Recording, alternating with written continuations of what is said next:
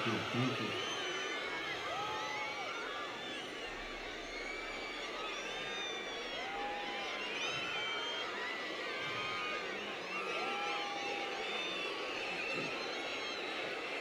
Courage. Courage தான் எல்லாத்துக்குமே ஒரு பேஸ். கரேஜ் தான் எல்லாத்துக்குமே ஒரு பவர். அப்படிப்பட்ட அந்த பவர் எதிலிருந்து ஆரம்பிக்கிறது தெரியுமா? நம்மள அண்டர் எஸ்டிமேட் பண்ற நேரத்துல, நம்மள ஒரு ஏளனமா பார்க்கிற நேரத்துல, நம்ம யாருன்னு ப்ரூவ் பண்ணி காட்டணும்னு ஒன்று தோணும். நம்ம யாருன்னு காட்டணும்னு ஒரு உத்வேகம் ஒன்று வரும். அப்படி ப்ரூவ் பண்ற அந்த பாயிண்ட் எதிலிருந்து ஸ்டார்ட் ஆகுது தெரியுமா? எந்த விஷயத்துல நம்மள கிண்டலும் கேலியுமா பேசுறாங்களோ அதே விஷயத்தை வச்சு நம்ம அது ஒரு பாசிட்டிவா மாத்துறதுன்னு ஒண்ணு இருக்குல்ல, அதே விஷயத்தை வச்சு நம்ம அது ஒரு ஃபயரா மாத்துறதுன்னு ஒன்று இருக்குல்ல, அங்கிருந்து தான் அந்த பவரே ஸ்டார்ட் ஆகும். அப்படிப்பட்ட அந்த உண்மையான அந்த பவரை சொல்ற அந்த பாயிண்ட்ல இருந்து ஆரம்பிக்கலாமா? ஏ விஜய், வீட்டை விட்டு வெளியே வா. ஏ விஜய், பணியூர் விட்டு வெளியே வா அப்படின்னு சொல்றவங்களுக்கு என் வீடு எதுன்னு தெரியுமா? முதல்ல என் வீடு எங்க இருக்குனாவது தெரியுமா? என சீண்டி பார்க்கறதா நினைச்சு கிண்டலும் கேலியுமா பேசுறவங்களுக்கு நான் சொல்றேன், இந்த தமிழ்நாடு தமிழ்நாடுன்னு சொல்றாங்களே, அது மத்தவங்களுக்கு வேணா ஸ்டேட்டா இருக்கலாம், ஆனா என்ன பொறுத்த வரைக்கும் என் தாய் நாடான தமிழ்நாடு தான் என் வீடு.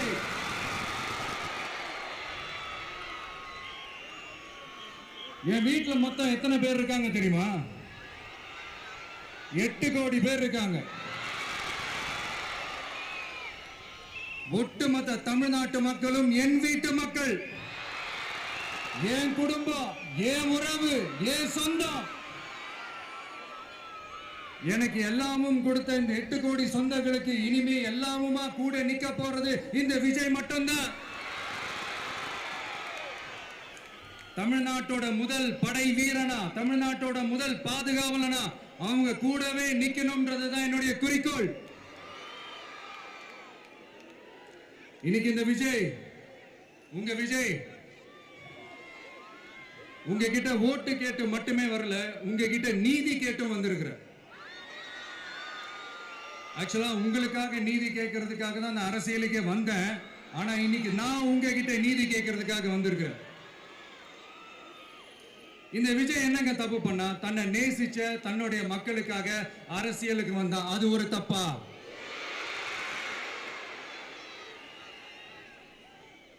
எல்லாத்தையும் ஒதுக்கி தள்ளிட்டு மக்களுக்காக மட்டுமே வந்த அது ஒரு தப்பா?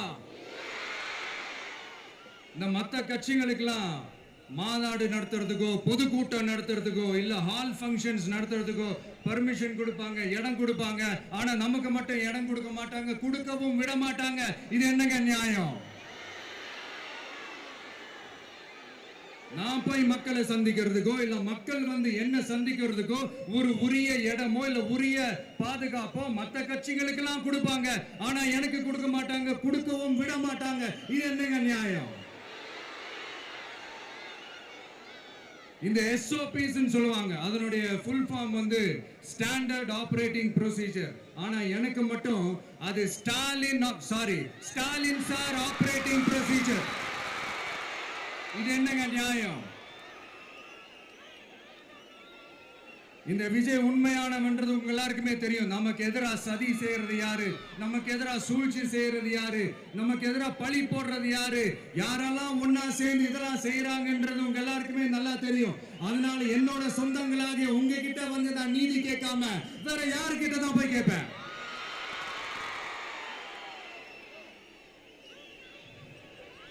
செல்ஃபே எடுக்காத ஒரு கூட்டணி கணக்கு, செல்ஃபே எடுக்காத ஒரு அறத பழைய அரித்மெட்டிக் கணக்கு, இதெல்லாம் வேலைக்கே ஆகாது. ஆணித்தரமா அடிச்சு சொல்றேன். அப்புறம் இந்த காசு கொடுத்து ஓட்டு வாங்கிடலாம்னு கனவு காண்றாங்கல்ல, அதுவும் இந்த விஜய் வந்ததுக்கு அப்புறம் நடக்கவே நடக்காது. வண்டி வண்டியா கொண்டாந்து குட்டுவாங்க. 1000, 2000, 3000, 4000, 5000 சாமி மேல சத்தியெல்லாம் வாங்குவாங்க. அப்படிதான் இத்தனை வருஷமா உங்களை ஏமாத்தி இருக்கிறாங்க. வாங்கிக்கங்க, சந்தோஷமா வாங்கிக்கங்க. எல்லாம் உங்க பணம் தான். வாங்கிக்கிட்டு அவங்க காதிலேயே விசில ஊதி அனுப்புங்க. எப்படி? அவங்க செவிலியே விசில ஊதி அனுப்புங்க.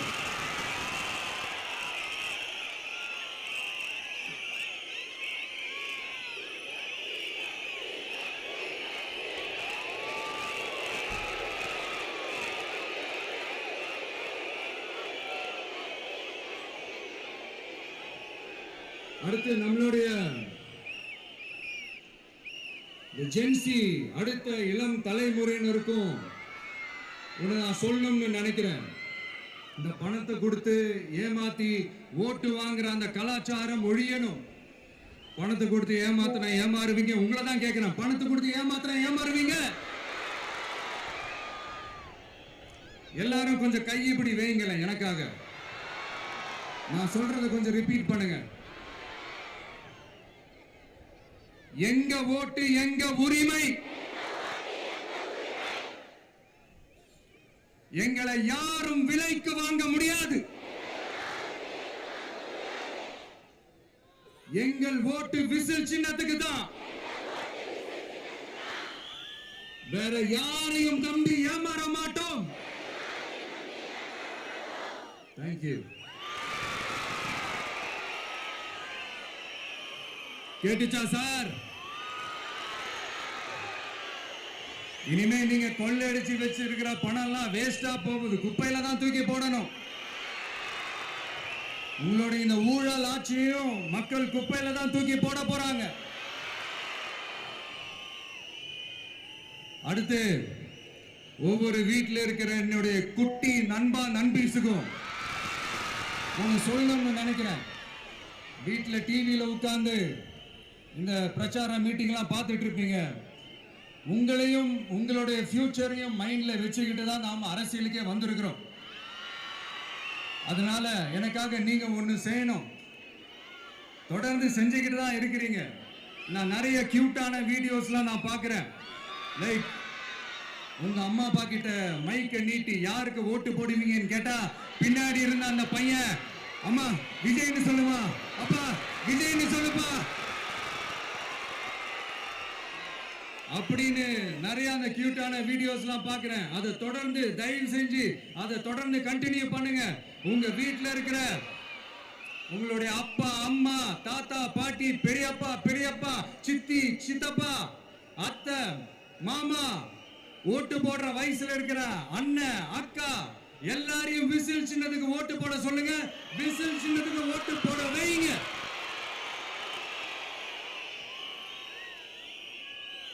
இந்த தேர்தல் நெருங்கிற இந்த நேரத்தில் பொலிட்டிக்கலா ஸ்பீக்கிங் டு த பாயிண்ட் ஒரே ஒரு விஷயம் நான் சொல்லணும். நாங்க அரசியலுக்கு வந்தது எந்த கட்சியும் ஒழிக்கிறதுக்கோ அழிக்கிறதுக்காகலாம் நாம் அரசியலுக்கு வரல. யார் மேலேயும் தனிப்பட்ட ஒரு வன்மமோ இல்லை தனிப்பட்ட கோபமோ அப்படிலாம் யார் மேலேயும் கிடையாது. இந்த மற்றவங்க மாதிரி இந்த வெறுப்பு அரசியல் பண்றதுக்காகலாம் நாம அரசியலுக்கு வரல. அரசியல் ரீதியா நம்மளுடைய எதிரிகள் யாருன்னு டிக்ளேர் பண்ணிட்டு தேர்தலில் நின்று ஜெயிச்சு மக்களுக்காக எங்களுடைய நன்றி கடனை செலுத்துறதுக்காக தான் நாம அரசியலுக்கே வந்திருக்கோம். Just want to make this clear. அவங்கள கேள்வி கேட்கறதுக்கு முன்னாடி அவங்களுடைய இயலாமையை மறைக்கிறதுக்காக இந்த ஏ டீம் பி டீம் இதெல்லாம் கூட சேர்த்துக்கிட்டு ஒரே விஷயத்த சொல்லி அழுகுறாங்கல்ல. என்னன்னு சொல்லி அழுகுறாங்க? அனுபவம் இல்லாதவங்களால எப்படி ஆட்சி அதிகாரத்தை செய்ய முடியும் அப்படின்னு ஒரே விஷயத்த சொல்லி அழுகுறாங்கல்ல. அந்த அழுகைக்கு நாம் ஒரு பதிலடி கொடுக்கணும்ல. மக்களே, நான் உங்களையே கேட்கிறேன், தெரியாம தான் கேட்கிறேன். இந்த அனுபவம் அனுபவம் அனுபவம்னு சொல்றாங்களே, அதிகாரத்தை வச்சு மக்கள் பணத்தை கொள்ளையடிச்சதை தாண்டி வேற ஏதாவது கொம்பு முளைச்ச பெரிய அனுபவம் இவங்களுக்கு இருக்குதா?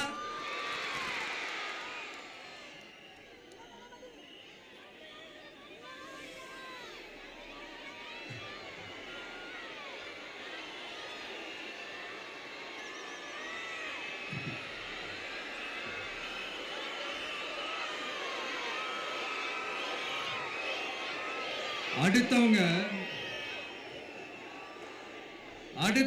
ஆரம்பிச்ச அரசியல் கட்சியில அடுத்தவங்களுடைய அட்ரஸ்ல அரசியல்வாதிகளா இருந்துட்டு இருக்கிற இவங்க எல்லாருக்கும் ஒரு சவால்.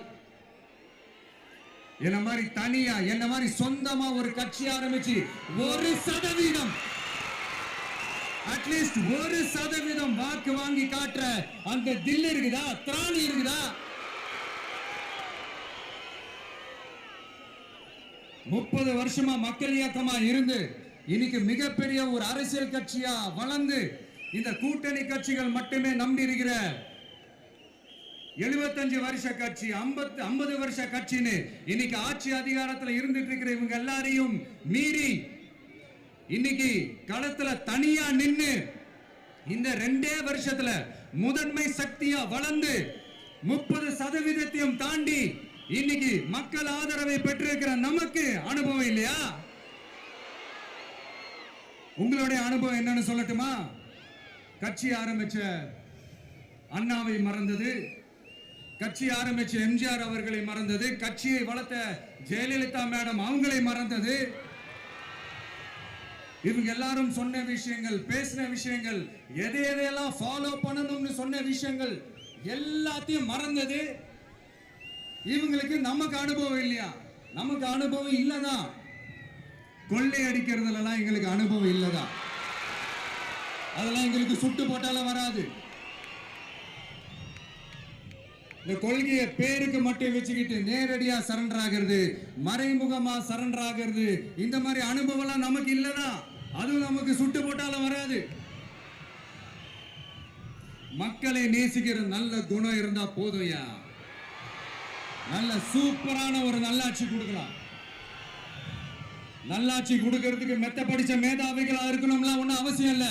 காமராஜர் அவர்கள் மாதிரியோ எம்ஜிஆர் அவர்கள் மாதிரியோ மக்கள் சக்தியின் துணையால, மக்கள் மேல அக்கறையா இருக்கக்கூடிய நல்ல அதிகாரிகளின் துணையால சூப்பரான ஒரு நல்லாட்சி என்னால கொடுக்க முடியும், செஞ்சு காட்டுறேன்.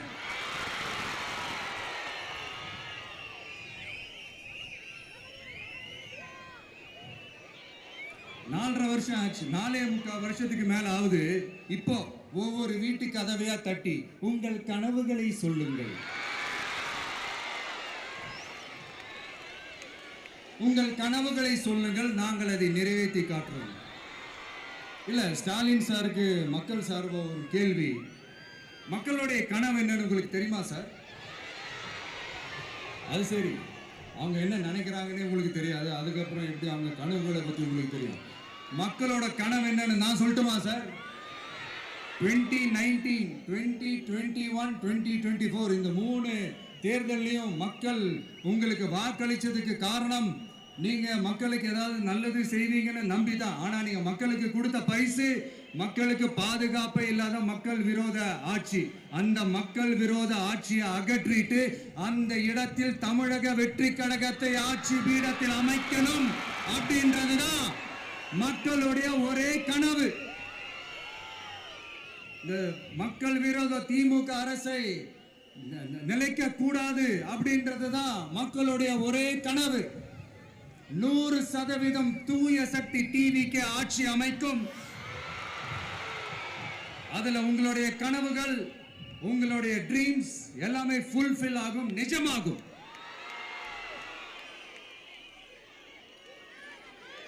தமிழ்நாடு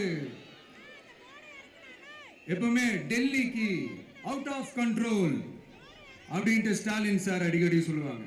ஸ்டாலின் சார் எதெல்லாம் அவுட் ஆஃப் கண்ட்ரோல் இப்ப நான் கொஞ்சம் சொல்லட்டுமா? முதல்ல சட்டம் ஒழுங்கெல்லாம் அவுட் ஆஃப் கண்ட்ரோல்,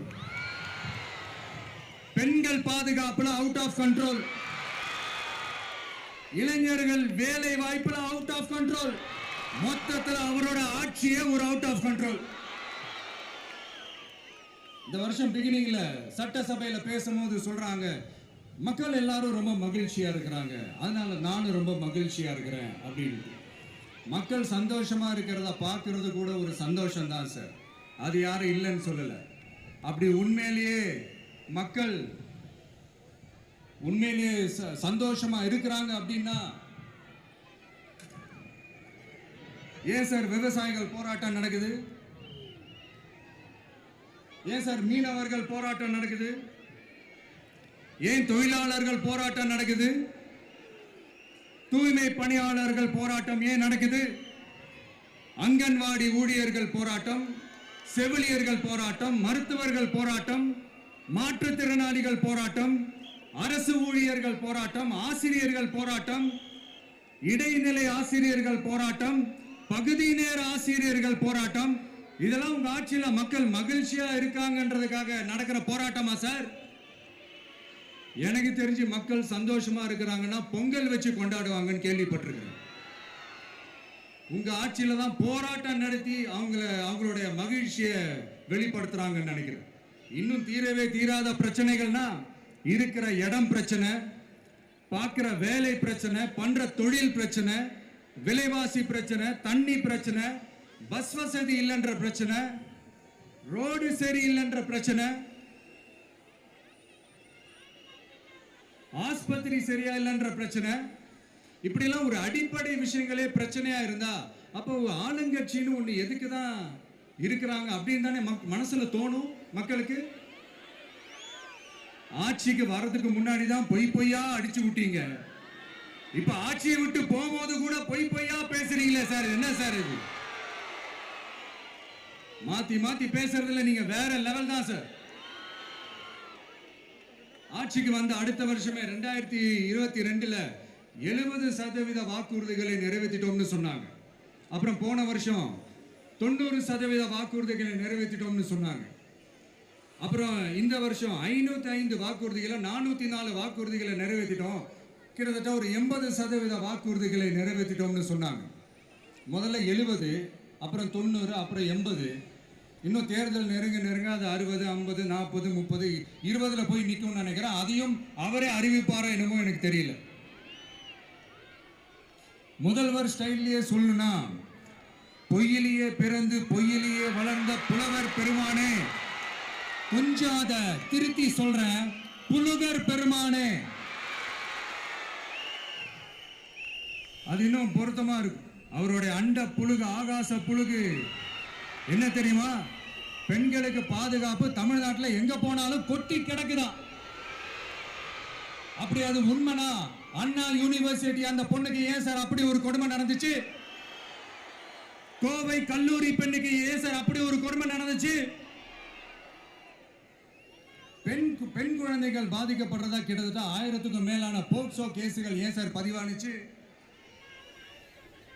போதைப் பொருள் கலாச்சாரம் கண்ட்ரோலே இல்லாம அது பாட்டுக்கு தாறுமாற எங்கேயோ போய்கிட்டு இருக்கு. வயலன்ஸ்லாம் தலைவிரிச்சு ஆடுது. அதுக்கு ஒரு ரீசெண்ட் எக்ஸாம்பிள், அந்த ரயில்வே ஸ்டேஷன்ல அந்த சிறுவர்கள் எல்லாரும் சேர்ந்து செஞ்ச அந்த சம்பவம். சட்டம் ஒழுங்கு சரியா இருந்தா ஏன் சார் இப்படி எல்லாம் நடக்குது? சட்டம் ஒழுங்கு சரியா இருக்கணும்னா முதல்ல தமிழ்நாட்டுக்கு ஒரு டிஜிபி வேணும் சார். எங்க சார் போனார் அவரு? எங்க அவரு? சும்மா இந்த ஆக்டிங் ஆபீசரை வச்சுக்கிட்டு அரசாங்கத்தை நடத்துனீங்கன்னா இப்படிதான் சட்டம் ஒழுங்கு சந்தி சிரிக்கும். முதல்ல தமிழ்நாட்டுக்கு ஒரு டிஜிபியை போடுங்க சார். அதுக்கப்புறமாச்சும் சட்டம் ஒழுங்கு சரியாகுதான்னு பார்ப்போம். சரிப்பா, கேள்வியா கேட்கறியே, நீ வந்தா என்ன செய்வ அதானே கேட்கறீங்க. கரெக்ட், கேட்கணும். மக்களோட அடிப்படை தேவைகளை தீர்க்கிறது தான் நம்மளுடைய ஃபர்ஸ்ட் வேலையே. அதை தீர்க்கிறதுக்கான அதை தேடி போறது, அதோட சொல்யூஷனை தேடி போறது தான் நம்மளுடைய ஃபர்ஸ்ட் அஜெண்டாவே.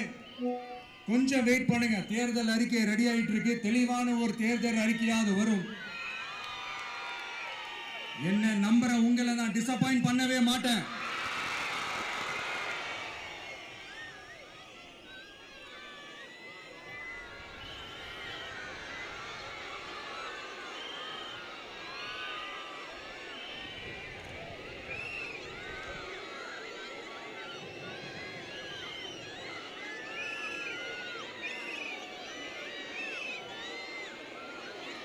இந்த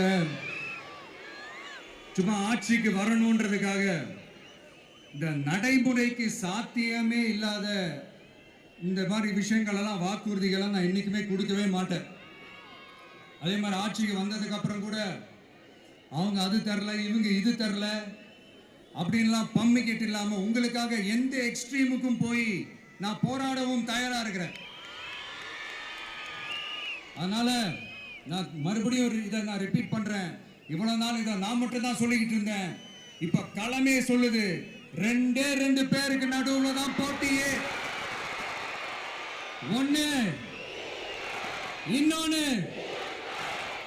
ஒண்ணு தூய சக்தி டிவிகே, இன்னொன்னு தீய சக்தி டிஎம்கே.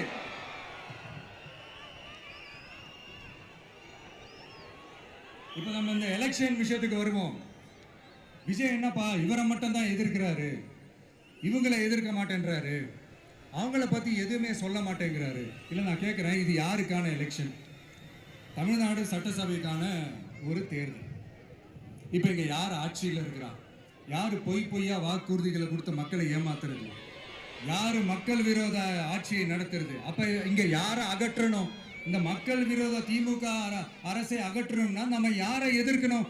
எதுக்கு தேவையில்லாம பல முறை மக்கள் ஆல்ரெடி டிலீட் பண்ணவங்களை எதுக்கு நம்மளுடைய கான்சென்ட்ரேஷன், நம்மளுடைய டார்கெட் திமுகன்றப்போ டார்க்னஸ்குள்ள எதுக்கு கல்லெறியணும்? இங்க மக்களை விரும்புற விஜய் வேணுமா, இல்ல மக்கள் விரோத ஆட்சி நடத்துற ஸ்டாலின் சார் வேணுமா? அவ்வளவுதான் இந்த தேர்தல். இதுக்கு நடுவுல வேற யாருமே கிடையாது. புரியுதுங்களா உங்களுக்கு? என் நெஞ்சில் குடியிருக்கும் சேலம் மக்களே,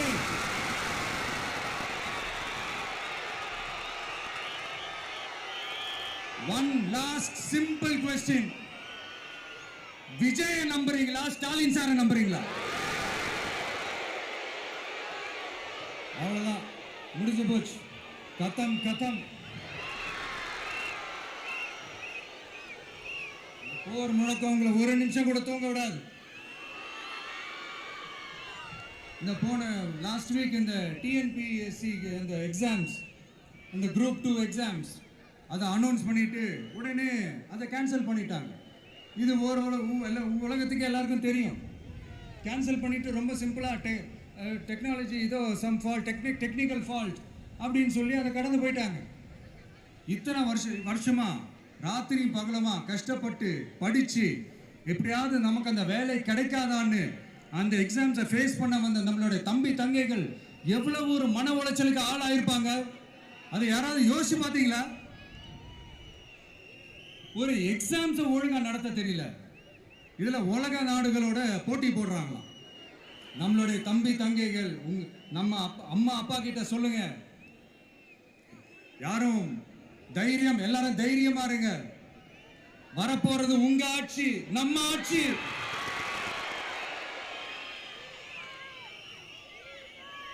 அதனால இந்த மாதிரிலாம் எதுவும் நடக்காம சமூக நீதிக்கான ஒரு நல்ல ஆட்சியை அமைப்போம். இளைஞர்களின் வேலை வாய்ப்புகளை மனசுல வச்சுக்கிட்டு டிரான்ஸ்பரண்டா அதுக்கான ஒரு தீர்வை காணுவோம். நான் விக்கிரவாண்டி மாநாட்டில் பேசும்போது ஒரு பொலிட்டிக்கல் பாம் ஒன்று சொன்னேன், ஞாபகம் இருக்கா? ஆட்சியிலையும் பங்கு, அதிகாரத்திலையும் பங்குன்னு ஒன்று சொன்னேன். இப்போ அந்த பொலிட்டிக்கல் பாம் எல்லா கூட்டணியிலையும் வெடிச்சுக்கிட்டு இருக்கு, தாறுமாற வெடிச்சுக்கிட்டு இருக்கு. ஸ்டாலின் சார்லாம் பதறாரு, ஆட்சி அதிகாரத்தில் பங்கெல்லாம் தமிழ்நாட்டில் ஒத்து வராது அப்படின்னு சொல்றாரு. அவங்கள பொறுத்த வரைக்கும் ஜெயிக்கிறதுக்காக மட்டும்தான் கூட்டணி, மற்ற எல்லாத்துக்குமே அவங்க தனி அணி, அவங்க மட்டுமே ஒரே அணி. வெல்வோம் ஒன்றாக, ஆனா வரும் வெல்த் எல்லாம் பார்ப்போம் தனியாக. அந்த வெல்வோம் ஒன்றாக என்றது இதுதான் அந்த சீக்கிரட்டே. புரிய வேண்டிய எங்களுக்கு நல்லா புரியும் நினைக்கிறேன். உங்களோட நான் இருக்கேன், நம்மளோட நம்ம மக்கள் இருக்காங்க. இதுக்கு மேல என்ன வேணும்? கான்பிடென்டா இருங்க, நல்லதே நடக்கும், வெற்றி நிச்சயம். மீண்டும் சந்திக்கும் வரை நன்றி, வணக்கம்.